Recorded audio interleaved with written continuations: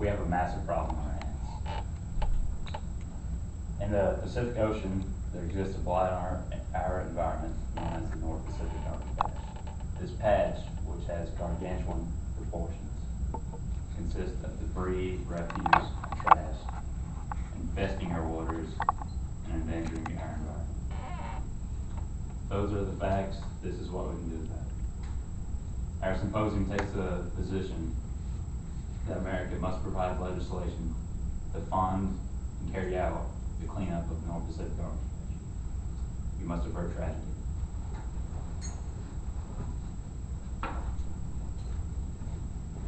So speaking today, we have Max about what is the garbage patch and why it's a problem.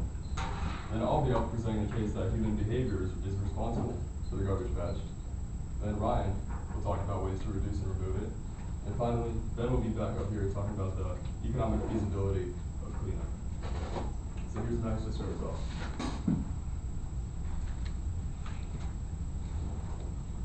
A main issue when it comes to the environment is apathy.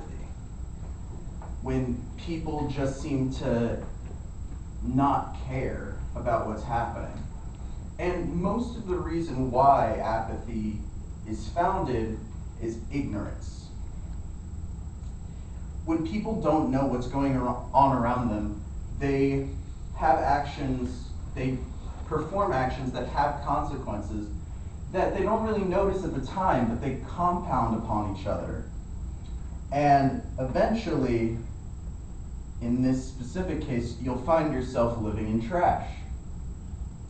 I personally have been concerned with the environment for a long time, and I've done research about it, and I'm really passionate about this topic. So first of all, what is the garbage patch? It's a collection of debris in the central North Pacific Ocean, and that debris can consist of plastics, chemical sludge, etc. And it's all being collected in this one area in the North Pacific Ocean because of a circle of currents known as the North Pacific Gyre.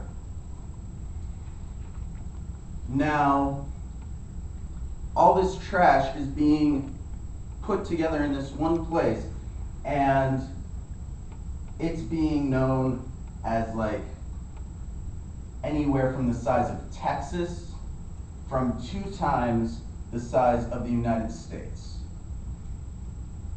And this research comes from Kathy Marks, who's a journalist with The Independent. Now, the garbage patch, when you think of it, you probably think of that top picture right there. And that's part of it.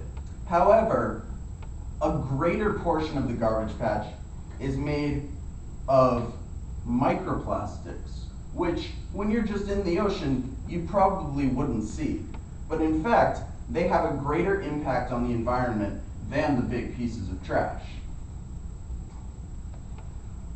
These small plastic particles create a layer of trash on the surface of the water that can leak chemicals into the environment and disturb wildlife.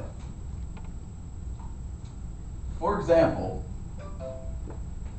animals such as the seal are greatly impacted.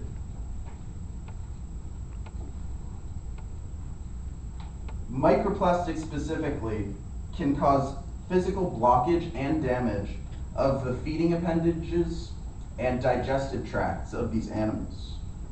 And the chemicals that leak from them can go into the organisms. Problems with the bigger trash is that animals can get entangled in them, they can ingest them and be suffocated, and just general debilitation. Also, from the pollutants that go in the water, fish can absorb them and eat them, and then those fish are then collected by fishermen and we eat them. So in the end, you just end up eating your own trash.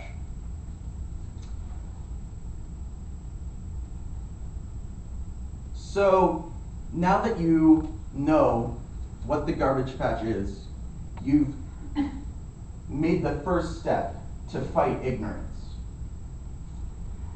And now you'll be able to see how and why we should fix this problem. To talk to you about perhaps why and what the main cause is Times.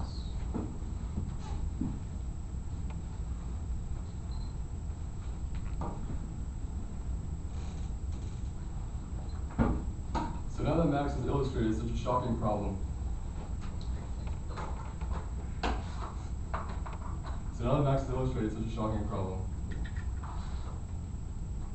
there's one question that remains. How can we allow such a thing to happen to our oceans? Well, as an engineer, when I encounter problems such as this one, I like to search for and eliminate the cause of the problem. By eliminating the cause, we assure that the problem has been solved. It can't come back to bite us. So I've had the task of researching just what exactly caused the garbage patch for this symposium. And I'll be presenting my case today that I believe human behavior is responsible for the garbage patch. Human behavior is responsible because we've led to increased waste generation, increased prevalence of synthetic materials that are harmful to our environment. And finally, there's careless practices that we engage in that wash all the waste into the oceans. So my first point is on increased waste generation. So the world has gotten more wealthy over time. As more consumers enter the marketplace, more products are produced, used, and disposed of. As a consequence, more waste is generated. So waste generation is at an all-time high. It's at an all-time high. And it's only projected to increase over time. So the Organization for Economic Cooperation and Development has 3 predictions for waste generation in the future. And unfortunately, 2 out of 3 of these predictions resemble exponential growth. So we're generating more trash than we could possibly hope to clean up. And to make matters worse, most of the waste that we generate isn't even natural anymore. That brings me to my next point. The synthetic materials that are prevalent in our waste. So as our technology has improved, we've turned to synthetic materials to produce cheaper and more durable products, such as plastics. Plastic used to be rare. The EPA reported that only 1% of our waste was composed of plastics in 1960. But now, it's 13% and increasing. So while we thrive, our environment suffers, because common plastics such as milk jugs can take up to 500 years to biodegrade. We're generating much more plastic than we can clean up, and way more plastic than we could possibly hope to biodegrade over time. That's harming our environment. And now I want to talk about the careless practices that wash all the waste into our oceans. So the most common source of marine debris comes from land-based sources, such as all the trash that's on the ground. During a rainstorm, it gets washed into storm drains, which wash it all back out into the ocean. So some might think that just one piece of trash thrown on the floor isn't that big of a deal. We've seen the pictures that Max has shown us. We've seen what happens when everybody has such a mentality. We can't afford to be so careless. Now, another common source of marine debris comes from commercial fishing and shipping.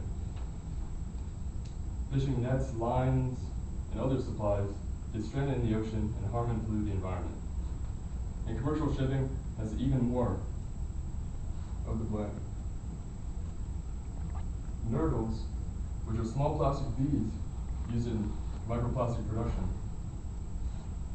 get easily blown off of ships due to their small size, and sometimes even catastrophic spills can occur, dumping tons of plastic into our ocean. For example, There was one vessel reported by Discovery News in 2012 that was responsible for dropping 150 tons of nurdles into the ocean. Now look how many nurdles fit into one hand. Now imagine 150 tons. That's how much plastic is in our oceans. That's just an insignificant amount of what's actually out there. Now, another area that nurdles are prevalent in are in beauty products such as exfoliating beads. So when exfoliating beads are used, they get washed into our drains. But unfortunately, our purification processes don't get rid of them because it only filters out harmful chemicals, not particles such as the beads. And then these beads end up in the ocean where our fish eat them. And these fish end up in our grocery stores and on our dinner tables. And even those that don't eat fish are still at risk because the food chain might bring it to their dinner tables anyway. So at this point, I would like to conclude my presentation. It's clear that human behavior is responsible for the garbage patch through increased waste generation, increased prevalence of synthetic materials that are harmful to our environment, and careless behaviors that we engage in that wash all the waste into our oceans. But fortunately, there's still time to change our behavior. And Ryan is going to talk more about that.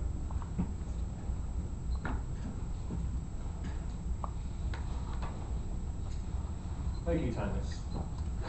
As Timus said, human beings produce an inordinate amount of trash. And according to Forbes magazine, the United States specifically produces 1/4 of the world's total trash, despite only having 5% of the total population.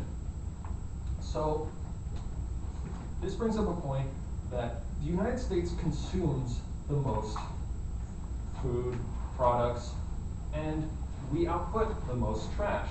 So this North Pacific garbage patch directly affects us the most, and we also have the most responsibility in cleaning it up.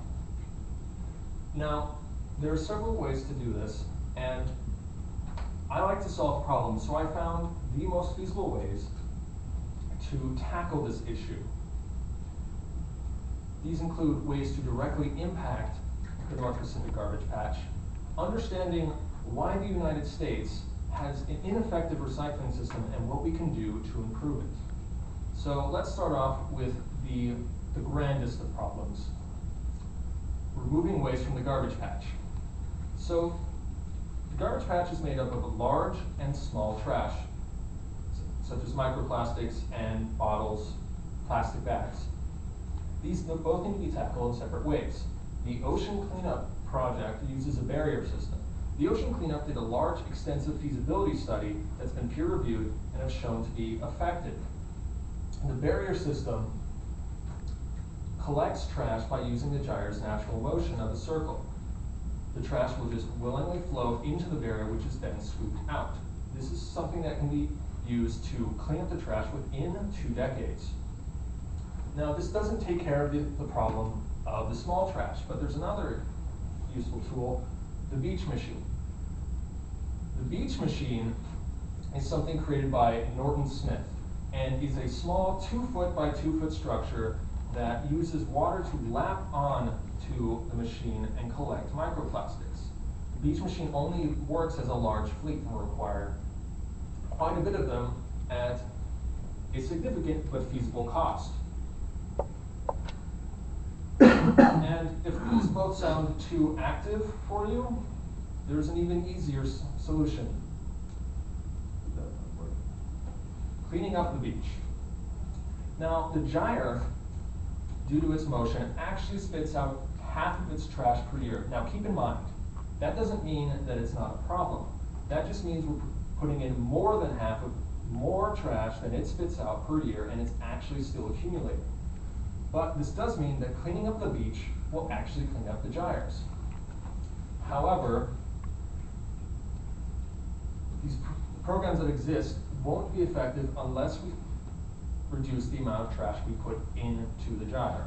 So that brings me to my next point, understanding the United States recycling trends and why they are not effective enough. The United States has set up not a large system, but a large amount of small corporate systems that work on a regional basis. Because of this, recycling is mismatched. It's not a uniform system, and not everywhere is there recycling. Take, for instance, this room. There isn't even a recycling bin in this room. It's just a trash can, which would lead to a landfill, which would go to the garbage patch. When's the last time you've actually seen someone recycle? You usually just see people throw stuff away, not just yourself. Just think about it. So because of this, most of our waste ends up in landfills that could lead into the garbage patch. We produce huge amounts of waste, as I stated before, 1/4 of the world's total waste, which is on average 1,600 pounds of waste per person a year. And the percent of this, which is recycled, is far too small. The EPA says 75% of all waste can be recycled, but unfortunately, only 34.5% of all the United States waste is actually recycled. And the rest either being thrown away or incinerated. Now, of this 34.5%, only a lousy 2% of the waste is plastic, the leading contributor to the issues in the garbage patch. So, because of this, we have a big problem. The United States recycling system isn't effective enough, but there is a solution, and it's actually quite simple because it already exists. Sweden has the most effective recycling system on the planet. 1% of all waste in Sweden ends up in a landfill. The rest is either recycled or incinerated. Now, this is due to the fact that they have a nationalized system, and recycling is easy and convenient. A person is no more than 300 meters away from anywhere to recycle. So this makes easy access for people to recycle, and they don't have to just throw away trash. They can just throw the bottle into the bottle container or the plastic. It's all set up very nice. But this brings up the issue of burning. Anything that isn't recycled is incinerated. Critics would argue that burning trash produces a large amount of chemical toxins, which is true. I won't deny that. But, for instance, coal is also burned. Coal produces a large amount of chemical toxins on its own, but because of the EPA and other world environmental protection agencies, coal has been implanted with scrubbers to take out all of these toxic chemicals from actually reaching the environment. The same thing happens to burning trash. And because this trash is burned, energy is gained, heating is created for areas in Sweden. So coal has been replaced by trash, and the trash doesn't enter landfills or the ocean. So now you understand that our solutions are possible, they're here, and they're feasible.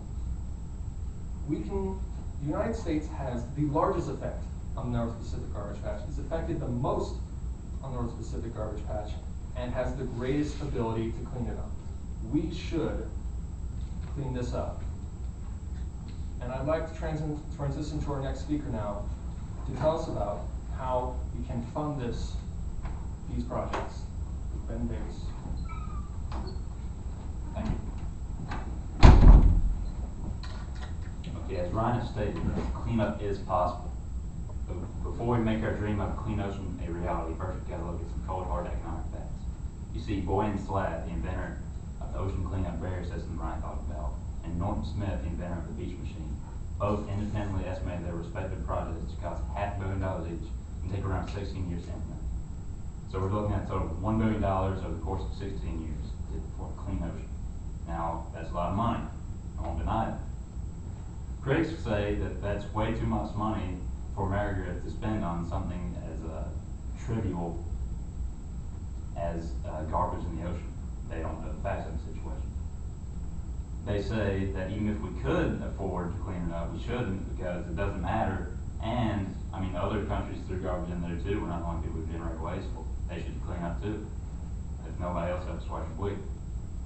Well, I've done a lot of research on this subject. I'm coming to my conclusion.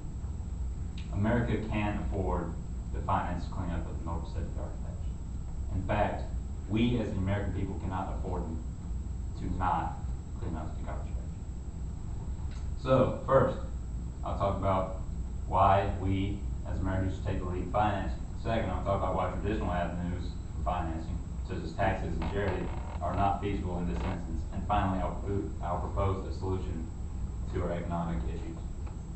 So, why is it America's problem? I mean, other countries do it, like I said. Well, the bottom line is, we can't just sit around and say, hey, China, you threw garbage in there, you should help. Hey, Japan, you did it. We can't sit around like bickering school children and refuse to take responsibility simply because others don't. The bottom line is, somebody's got to take action. Somebody's got to do it. Why not us? So to further my point, I prepared an analogy. So imagine, if you will, a field, a common land. Nobody owns it, it's open to everybody. You build a house on it, you still don't own it, it's common land. The neighbors move in. You're the house on the right, they're the house on the left. And I mean, you get along with them, it's fine. But eventually y'all get lazy. You don't want to walk to the dumpster. So you just start throwing out your garbage. It's not too big a deal. I mean, nobody really cares. It's nobody's land specifically. Who cares about like a foot of trash? But the problem is, you keep throwing out trash. And you keep throwing out trash. And you keep throwing out trash until eventually it's twice the size of your house. So, when that happens, what are you going to do? I don't know about you, me specifically, I'm going to go to my neighbor, I'm going to knock on his door. Hey neighbor, you said 2-story tall pile of trash? We both caused that, let's clean up. And if he says, yeah, sure, great, that's fantastic. If he says no, I'm not going to sit at home and whine and say, he's not doing his part, I won't do my part. No, I'm going to roll my sleeves up, I'm going to go outside, I'm going to clean up that garbage. Because guess what? It's twice the size of my house, it smells terrible, and it's ruining my health and my life. So, now that I've convinced you why America should take action, also, extrapolating that to nations, America should sit idly by. That's a very funny picture. Anyway, now that I've convinced you that America should take action, I'll show why taxes and charities won't work. So, you know, I was thinking charity and taxes, it's a viable option, right?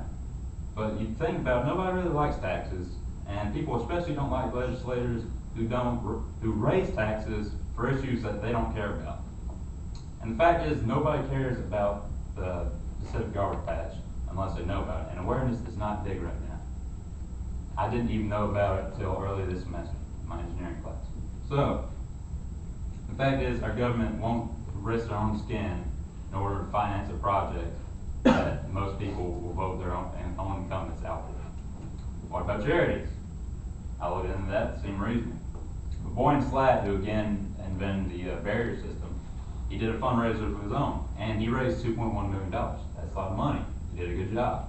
But when looking at our total cost of $1 billion, $2.1 million, we can barely see it on the pie chart. It's terribly small.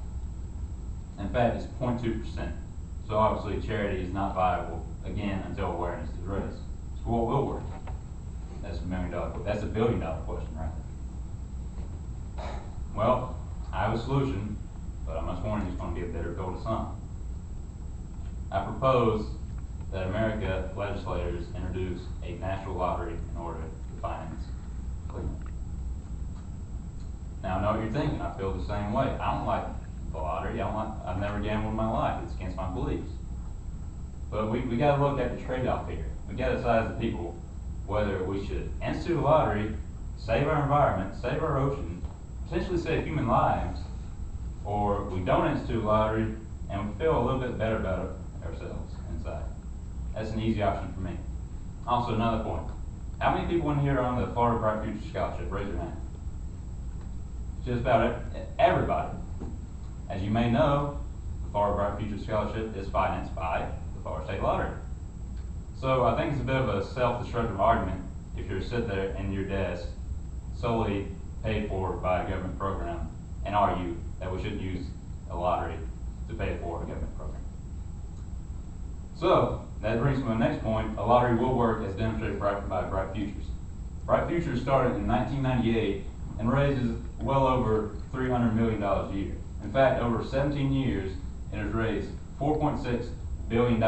That's a similar time frame to what we're working with, and that is much more money than we need. And again, let me remind you, that's only one state out of 50. Another example, my home state of Georgia has a similar scholarship known as the Hope Scholarship. It raises even more money, in fact, $7.7 billion over the course of 21 years, and 7.1 over 16 years. So a national lottery would, without a doubt, be feasible and would work to clean up our oceans and save lives. So what we talked about? Well, America should take the lead. We gotta take action. We must do it. Taxes and charities aren't going to cut it, sadly. In an ideal world, we wouldn't have to use lottery. This is an ideal world, and we must take some form of action. You can't expect drastic changes without drastic actions. We have some closing thoughts from Ryan. Thank you. No problem, man. Now I hope you understand that the United States and the world really should take action in cleaning up the North Pacific garbage patch. It's a threat to us all with health hazards, the environment, and it's just going to get worse. The United States and its citizens must take action. You can help yourself. Go raise awareness. You can talk to your friends, your family members. Go send a message to your representative, the senator. You could even go clean up the beach in the volunteer groups. Some exist. Heck, you could even just go recycle more. Thank you for listening to our presentation. If you have any questions, Max will take your questions and hopefully answer. Does anybody have any questions? Yes. With the lottery idea, is that something that's actually being pushed by anyone in legislation right now, or is that something that your group came up with on their own? I came up with the idea based on the Georgia Hope Scholarship and ideas, but it's important to know that Breton, in fact, has a national lottery. They have something known as the Good Cause Fund, and they just squish whatever cause they're paying out for as each property gets sold. Yes. That was my question. How would you guarantee that money from the national lottery, if we could get such a thing passed, because it has been proposed before for other, how would you guarantee that the funds would go to this and not to something else? Because in fact, much of the lottery money that was promised to Florida education has been siphoned off by the legislature for other purposes. They've actually reduced educational funding, increased tuitions, and taken the lottery money to pay for other administrative infrastructure and capital improvements that have nothing to do, little to do, with the education, the classroom education of students. So how would you propose to ensure that? I think there's a threefold response. One, enact legislation to prevent that from happening. Obviously, that's not a perfect solution. So we would also need lobbyists that we could hire via a small portion of the funds from lottery in order to ensure that it continues. And third, create like a volunteer watchdog group to blow the whistle on the government and incite the media whenever such a thing happens. And any other ideas? Yes. Well, a large issue of what you're saying has to do with the fact of when legislation is created, sometimes there's lots of little asterisks in legislation that lead to things that you can do with it that it's not intended. So the biggest issue is properly creating the lottery.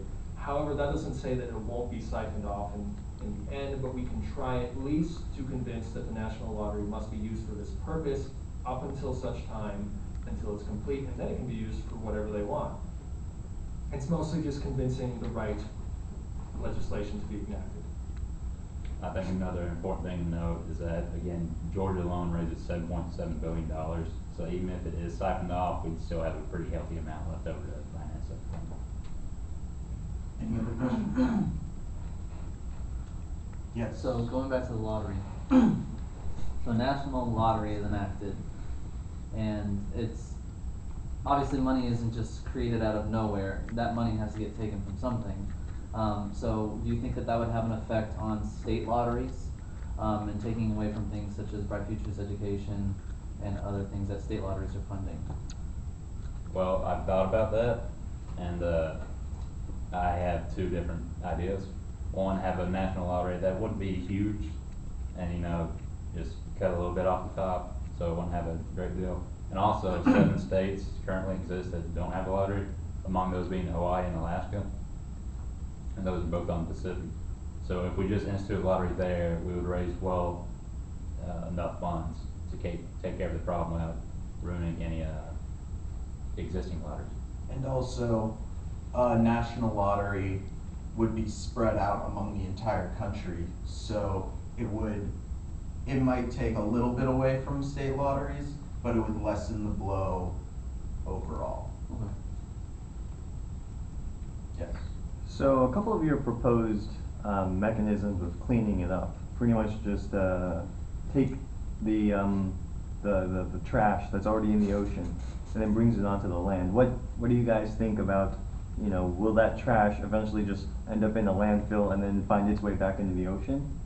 Okay, well, most of the trash that goes in are plastics, some of which can actually be recycled and can be reused. They won't be as high quality, but they can be used in other products and then continuously recycled as they should be. Or they could be incinerated in such a way that Sweden does. There is a likelihood it will end up in a landfill, but hopefully that isn't the case, and it should move towards the system of what Sweden has. And also, if we've put all this work into getting the trash out of the ocean to fix the problem, I feel like we wouldn't try to just make another problem out of it. We would go with solutions we already know work, but first we need to get the trash out of the ocean. With Sweden, what do they do with like the ash from the incineration? Like, do they just kind of put that in like a landfill, or?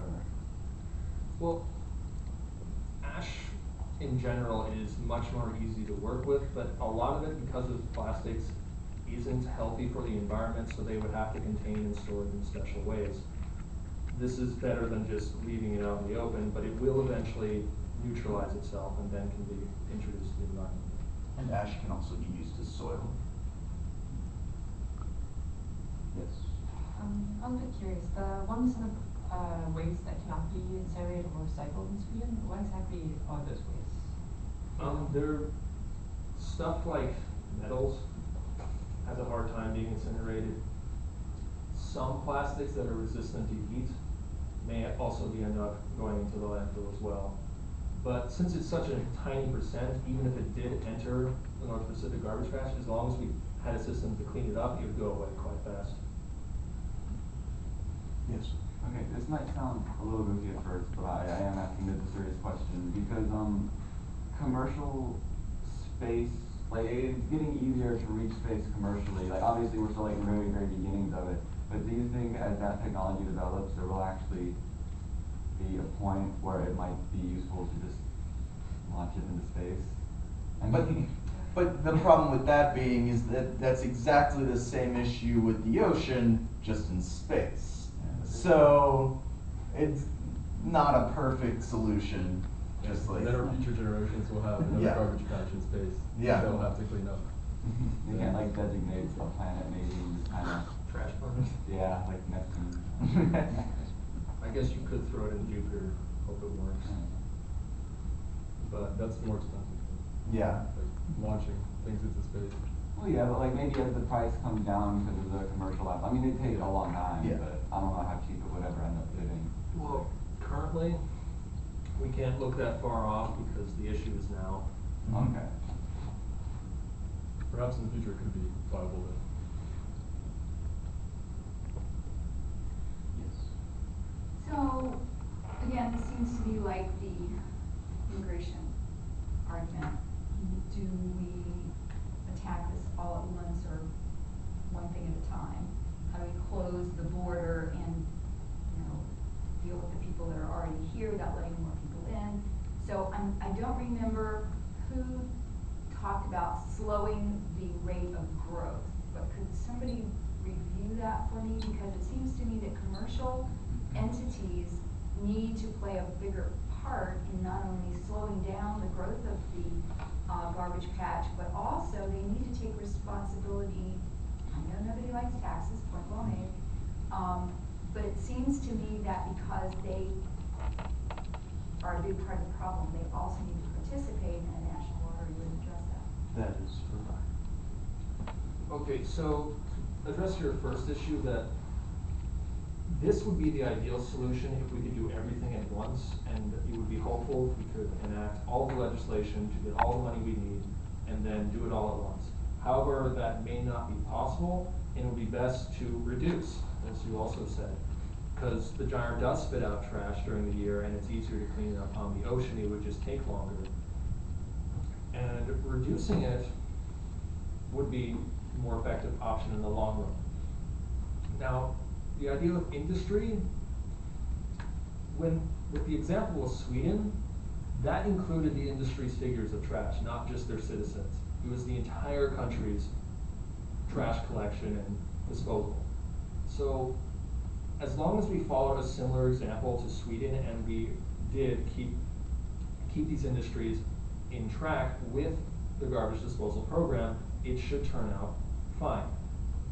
So, but the only way to do that is currently industries have to commercially pay for trash and recycling companies to take their trash and dispose of it. We'd have to move over to a more unified system where they either paid less or equivalent for the same amount. Okay. So if you could figure out a system where it was more likely that people who process the garbage would be making money on that processing, then the garbage would become a product on which the producer could make money. Yeah. You're actually right. Sweden actually does import garbage from other countries, and they make a profit by accepting this garbage. So, yeah, that's perfectly feasible, considering that recycling will actually reduces the amount of energy needed to create more products and also saves costs on the future products that it comes out of. It's a perfectly feasible solution. So someday we might have a garbage shortage. Yes. There's a garbage crisis. All of you need to create more garbage because you're running out. Wouldn't that be cool? Is that it for questions? All right. Well, I actually do have one. Well, no, I'm sorry. I'll let you make the conclusion. all right. Well, I'd like to thank you all today for listening to our symposium. I hope that going into the future, you're more cognizant about your trash producing decisions and you pay more attention to potential hazards with subjects such as the garbage patch and actively try to reduce those hazards.